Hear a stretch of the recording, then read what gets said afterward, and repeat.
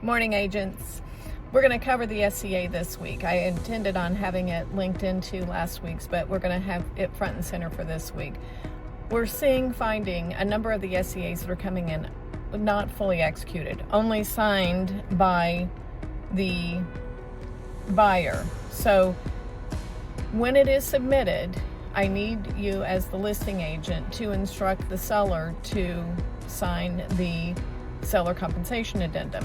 I understand it's a little bit unusual if they don't feel that they're agreeing to what has been submitted, but that's the reason for the counters in the contract. They're able to counter what they are willing to offer to the buyer agent. So just know those SCAs need to be fully executed. In the event that you do not receive an SCA from the buyer agent in their offer, please add a note to Paperless Pipeline stating that no SCA was submitted. And I'm going to go out on a limb here. We have had a couple of instances where an SCA was not submitted with the initial offer, and then that buyer agent has submitted it after the fact. So just making sure you put it in that if there's no SCA in the contract, that they're not asking for any compensation to be paid to the buyer agent by the seller, that is noted in Paperless.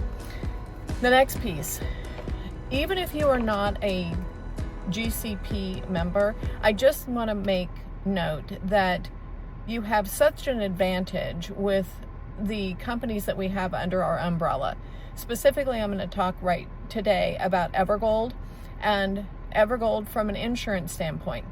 When you submit an offer, when you're in escrow and that buyer is needing insurance on their property, this is the perfect opportunity. You need to do this early on in the process, is to connect with Evergold, Christy Harris, and allow her to shop the 75 carriers that she has in her bag of tricks and find the best possible value for your client. This only helps you to improve your value proposition with your client as well.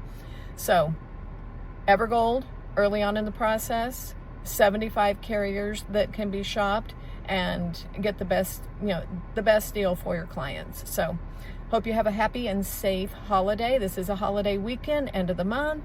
How exciting. You're doing great. We've got lots of closings this week and this month. So keep up the great work. Thanks so much.